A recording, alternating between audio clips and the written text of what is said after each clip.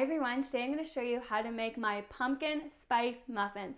These are such a great way to start your day with lots of fiber and of course, pumpkin spice. Preheat your oven. 3 cups of spelt flour. Oh, now my measurement's totally off because half of it just slumped in, but we'll go for it.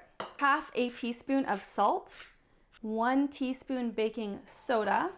Last but not least, 3 teaspoons of pumpkin spice. And that's it for the dry ingredients. I'm just gonna mix those together.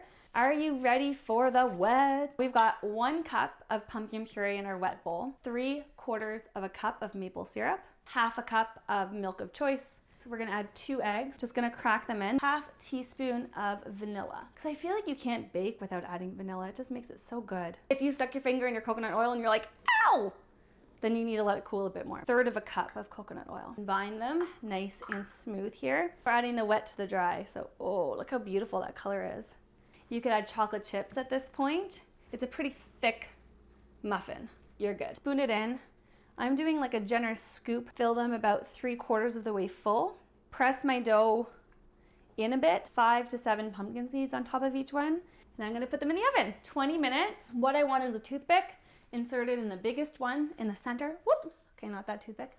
Insert it in the biggest one in the center to come out clean. That means it's not cooked all the way through. That means it's cooked. Yum! Oh my gosh. Thank you so much for making these pumpkin spice muffins with me. If you did make them and cooked along with me, take a picture, share it on Instagram at Jessie L Wellness. I would love to see it. Bye everyone!